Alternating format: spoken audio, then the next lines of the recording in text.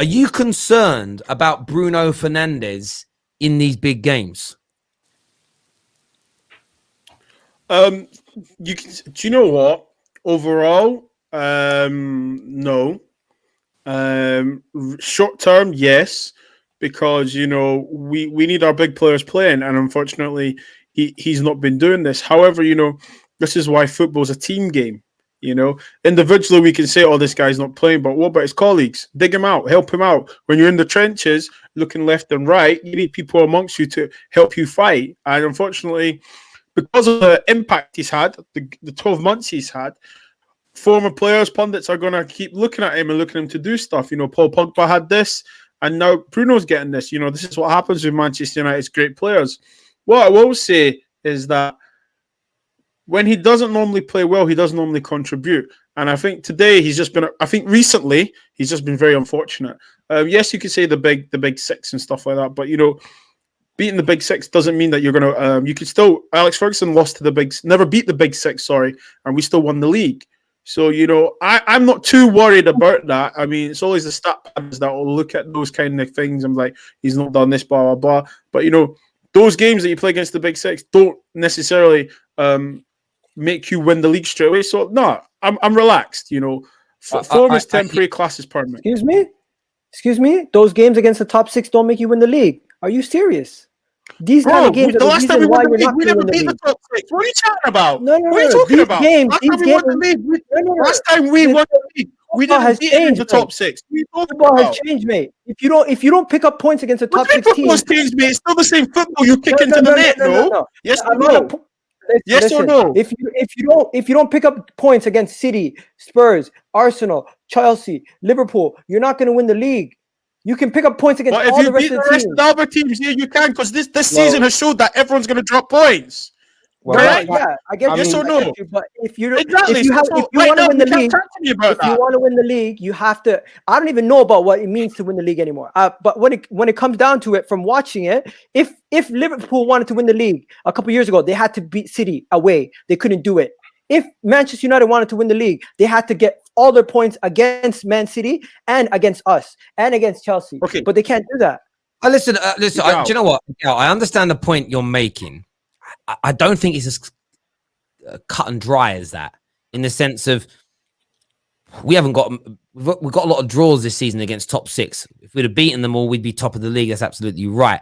Doesn't necessarily, not every year the team that wins the league has the best record in the top six games. Man United, when we were nowhere near even top four races, were sometimes coming top of that race. We do need to improve in them, there's no doubt. And I suppose the question that we're talking about here is, I want to go to KJ on this. Bruno Fernandes, his outputs in these games against the traditional top six, the big six, has been poor. There's no one can deny that. Do you think it's about time, KJ, that Ollie looks at a different option in these games, a different, bring Van der Beek on earlier, start Van der Beek, maybe try and use Bruno like he did against Liverpool the other day, because he did do it in the FA Cup, and bring him on as an impact player and try something different. Maybe what's going to happen all week. Arsenal are going to prep for Bruno. So maybe you throw a curveball and start Donny. Do you think we need to try something different? Yeah, from time to time, it's not a bad idea. I feel like in some of the games, it's been unfortunate that the strikers haven't finished his chances. The one I can remember is Cavani against Liverpool. He crossed it in and man hit the post. He can't help that. He put it on the plate. And there's been multiple times where that has happened throughout the season in these games. But every now and then, it's not bad to switch it up a bit.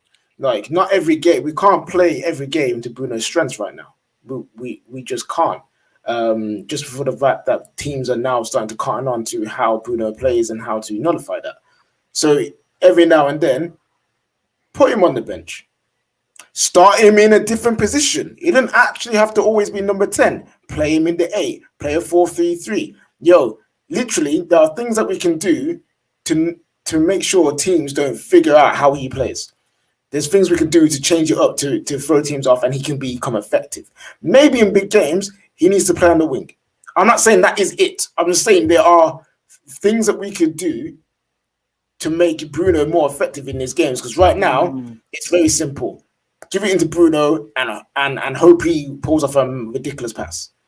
We need to change it up sometimes. So yes, dropping him, moving him out of position potentially, if it's a tactical thing that you can and it goes well, sure.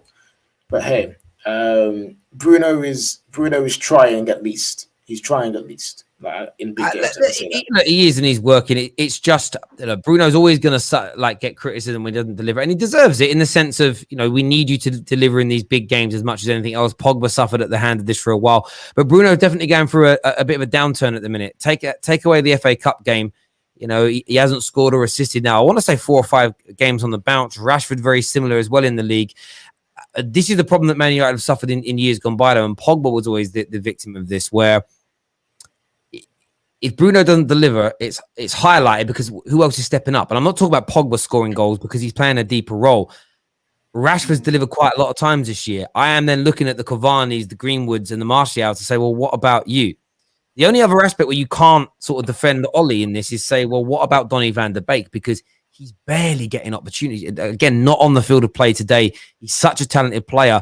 Maybe there needs to be times where you say, actually, we're going to go for this. We're going to take Fred off and bring Donny in. Pogba, can you sit there and be... I know it's not his best role, but I need you to sit there as a single pivot, and we're going to bring Donny on because we need to get another 6 on the field. Let's have a go. Maybe bring him on in one of those wide positions. And I looked at today and I thought Juan Mata could have done a job today.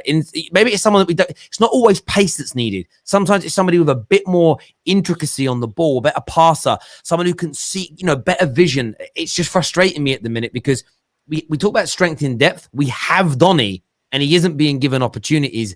And I don't understand why. He gets spoken about lovely by Ollie. Ollie's never going to out someone in public. But why is he not playing him? That's the kind of big question to me that's sort of standing out in the back of my mind. It really, really is.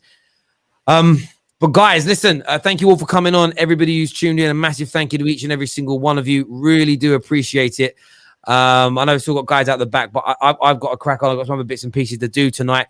Do me a big, big favor and smash the like button right now. It'd do us a wonderful favor if you could do that. Check out Manscaped. There's the promo code and everything up there. They've sponsored. Their sponsorship has been extended until April, which is amazing. I'm not going to say congratulations to any team today because it's just horrible. And yeah, a lot of people called it right. Stalemate in the end. It wasn't a horrible game, but it was a stalemate. Terry, at least it wasn't 4-4. Yeah, Aaron said to be 4-4. Madness. I'd rather 4-4 goals, bro. Goals, fam. No, it's just frustrating. Oh wow, I've just seen a cross on his left peg by Jackie Grealish for Ross Barkley's opener. Sign him up. Sign him up right now. You lot have an irrational love for this guy. There's a bit of me that wants him to go Arsenal just to see what you guys would do. Oh, no, I would be vexed. I'll be pissed because he's. Do you know what? Listen, I think he's amazing. The only issue I have with him, that's why I want to see him play a few more times in England, right? For England, because England in most of our group games play against lesser teams than us, so they play behind the ball.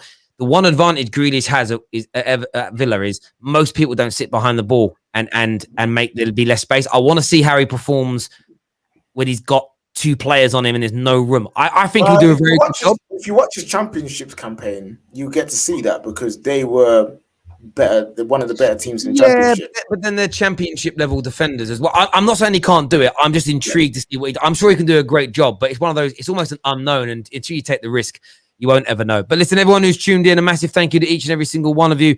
Until next time, take care, goodbye, God bless, and we'll